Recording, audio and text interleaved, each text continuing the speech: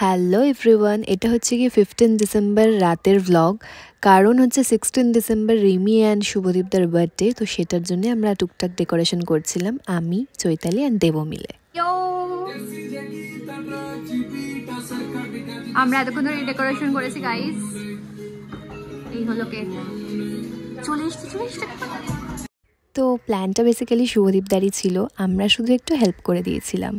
তো রাত 12টার সময় এক্স্যাক্ট ইচ্ছা ছিল কি সারপ্রাইজটা দেওয়ার, বাট ও একটু 5 মিনিট আগেই পৌঁছে গেছিলো। তো যাই হোক, সারপ্রাইজ তো সারপ্রাইজই হয়।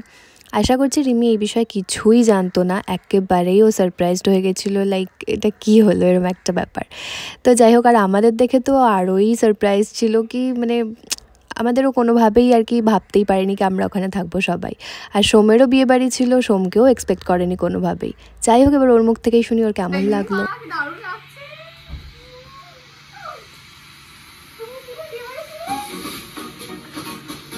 কেমন সাইদি?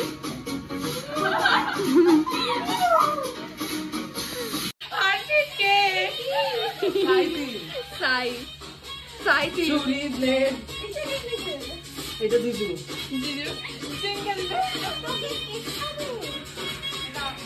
এই গান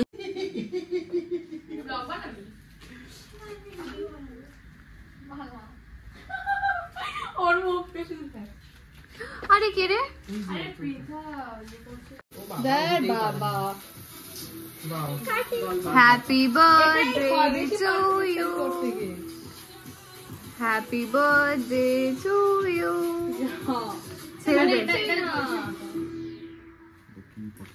হ্যাপি বার্থডে রিমি অ্যান্ড জিজু, happy birthday to you. Happy, may God bless you. Thank you all. তুমি খাওয়াও।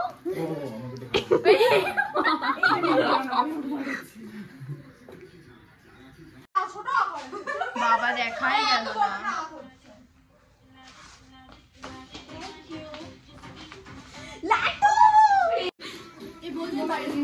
আমার না এটা রিমি কি রে? সাইডে দিয়েছে।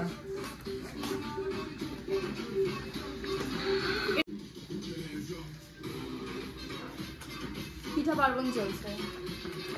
এটা ক্ষীর দিয়ে করেছিস? ক্ষীর নারকেল দুটোই।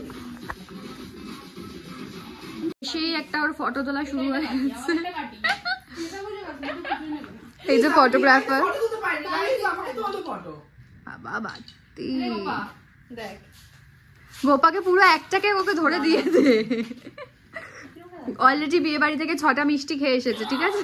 6টা না না রসগোল্লা। তারপর আবার রিমি পাটিসাপটা করেছে, পাটিসাপটাও খেয়েছে। দেখিয়ে দিই রিমির বানানো, হাতের বানানো পাটিসাপটা। উমা খাওয়া শুরু করে দিয়েছে। ভালো খেতে? কেমন খেতে রিভিউ দাও। খুব সুন্দর। কি ফ্লেভার এটা? এটা ব্ল্যাক কারেন্ট, যেটা না ব্লুবেরি। ব্লুবেরি, এটা বাটারস্কচ, এটা তো অনেক স্ট্রবেরি, চকলেট ফকলেট অনেক কিছু মেশানো। আর এটাও মনে হয় চকোচিপ দেওয়া আছে আবার এটাতে। এটা কি বলতো? এই রিমি, এই কেকটা স্ট্রবেরি, এই কেকটা কি ফ্লেভার? ও এটাও ব্ল্যাক কারেন্ট।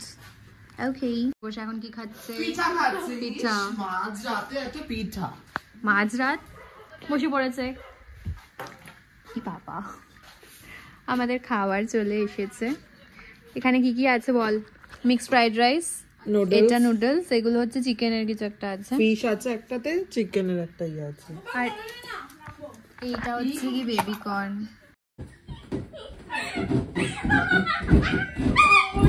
খাটটা গেল আজকেই, গেল আজকেই মনে হচ্ছে।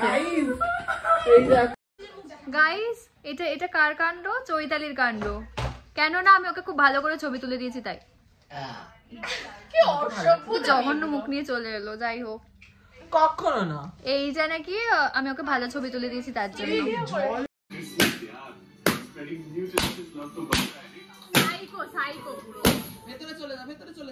এই না না না, দেবো আমাদের সার্ভ করছে এখন।